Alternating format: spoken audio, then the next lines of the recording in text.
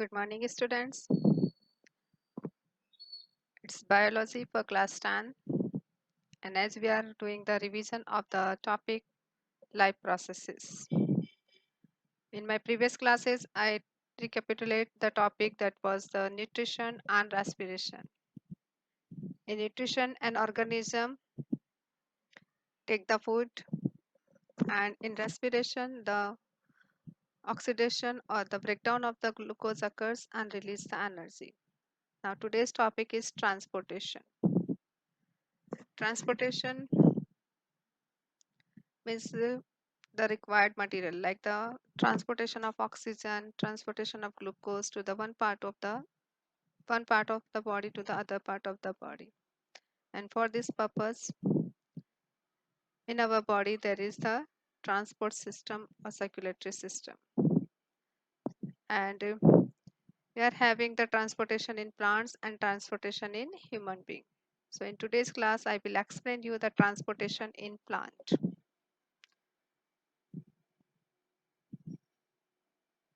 For transportation in plants, there are the two specific tissues are present, that is xylem and phloem.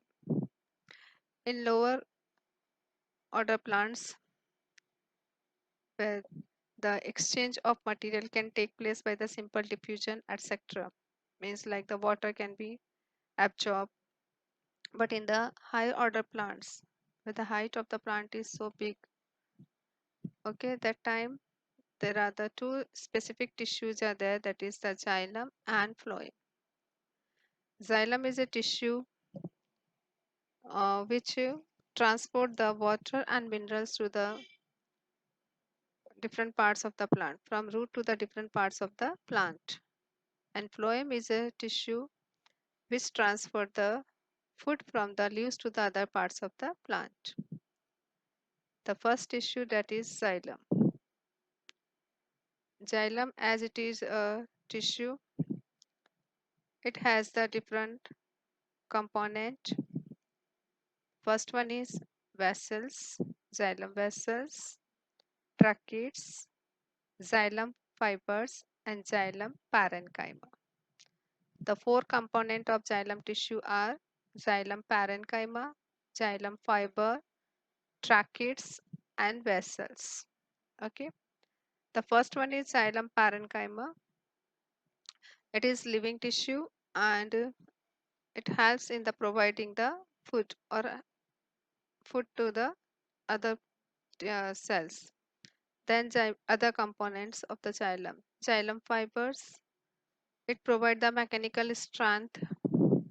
Tracheids and vessels. It is the tubular structure, a pipe-like structure. They are making a pipe-like structure network of the pipes in the plant, and through this the water moves from the root to the other parts of the plant. So transport of the water and dissolved minerals, nutrients from root to the other parts, this is the main function of the xylem.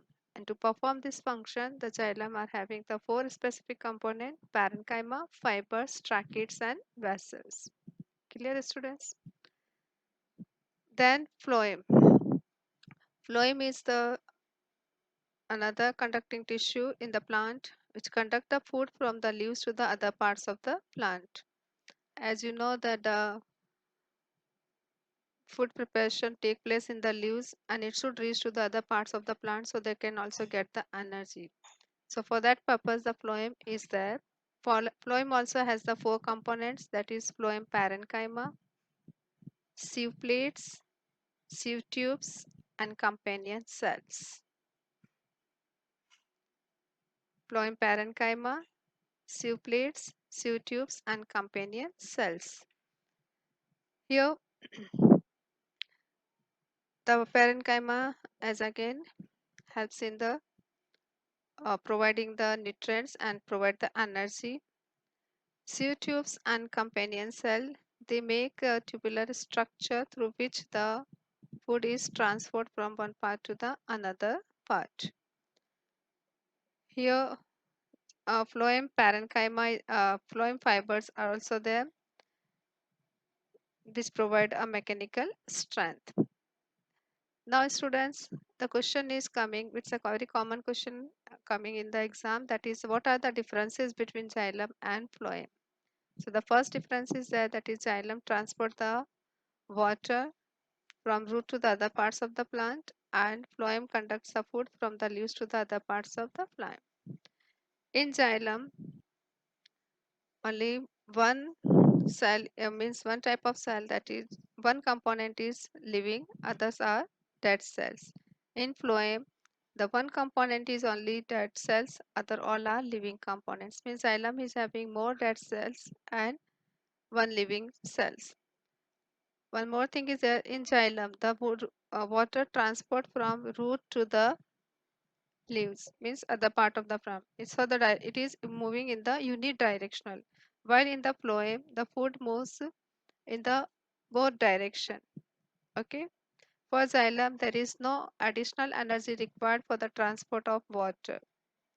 It just takes place from the physical process, like that is the evaporation, transpiration, and due to this, the suction pull create and the water moves from root to the other parts of the plant. While in the phloem, for the conduction of the food, the energy is required. So student, this is the transportation in plant, then transportation in human being.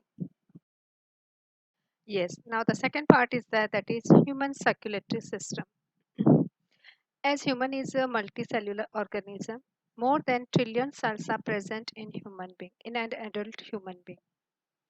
And every cell requires the enough supply of oxygen, glucose, and there are so many waste products are also produced which should be removed from the cell. In this way, the necessary materials should reach to the every cell. Okay, like in a human being, the oxygen from atmosphere what we are taking is reaching to the lungs. Now from the lungs, it should go to each and every cell. Like the waste is produced in the cell, it should go to the kidneys. So there should be a transport system which take all these materials to their destined place where it should go. So for that purpose, we are having circulatory system. The main components of circulatory system are blood, heart, and blood vessels. Okay. The first component, that is blood. Blood is a liquid connective tissue. Okay. Liquid connect is a connective tissue which is the matrix of the blood is fluid.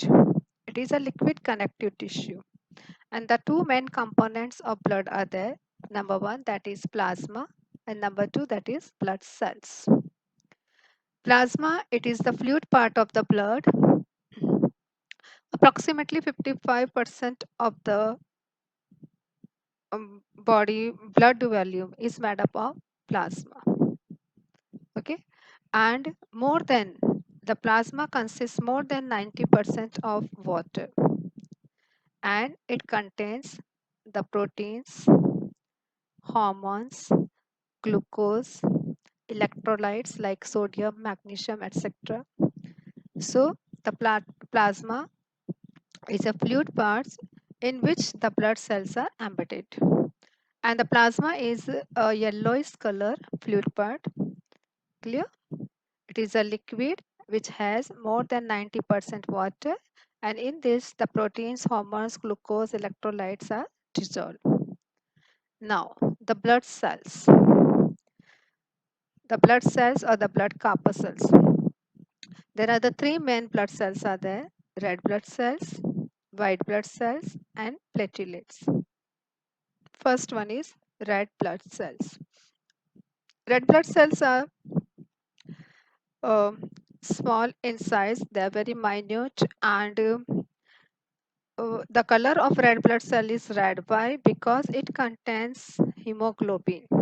Due to the presence of hemoglobin, the color of blood is also red. Okay. Now, what is the importance of hemoglobin? The hemoglobin combined with the oxygen, okay, and it helps in the transports of the oxygen. As oxygen reaches to the lungs, here the blood, in the blood the hemoglobin carry the oxygen and take it to the each and every cell. So the main function of red blood cell is it transports the oxygen. Clear? Second one is coming, that is the white blood cells.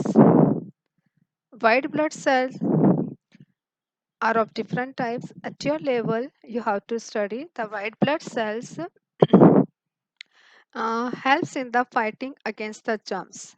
Means so many germs entering in our body, and this white blood cell help them to kill the germs. Clear?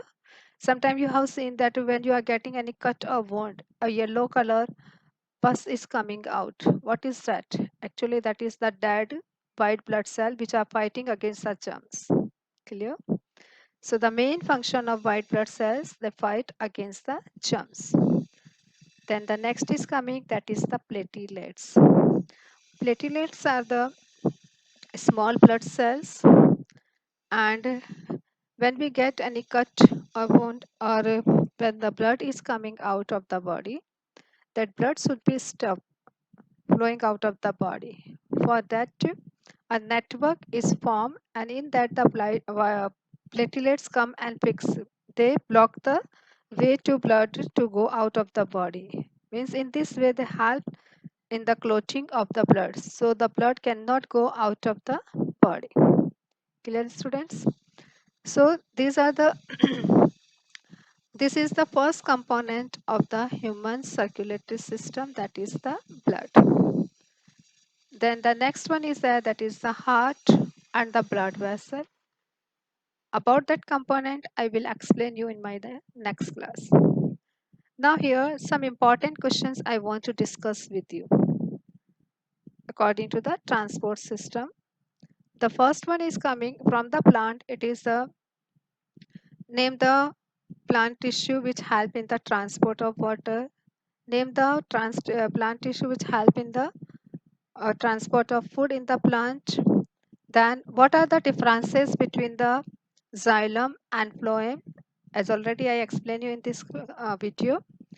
Then from the human circulatory system, like what is the function of RBC, WBC or platelets? RBC means red blood cells. Another name of RBC is erythrocytes.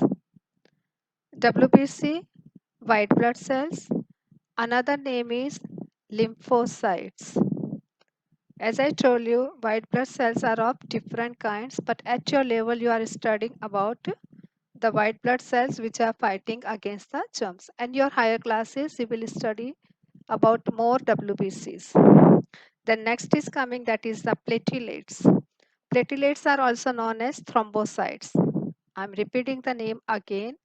Red blood cells means erythrocyte. White blood cell means lymphocytes. Platelets means thrombocytes. Okay. And function of RBC is to transport the oxygen. WBC is to fight against the germs, and platelets to help in the clotting of blood. Here one question is arising, that oxygen is transported by the RBC. So how the carbon dioxide is transported? So you have to keep in mind, carbon dioxide is dissolved in water. It is dissolving in water. So it dissolves in the plasma and then it is transported. Clear, students? So I have explained, recall you all this. Below this video also you can see the previous detailed explanation of this topic. The video you can go through it again, as well as I will suggest you to go through the textbook reading also. Look, students, I'm saying you again and again, go through the NCERT textbook reading. Clear? So study well, prepare yourself well for the exam. You have to prepare yourself more for the not school based exam. As you are in the 10th, you have to prepare yourself for the board examination.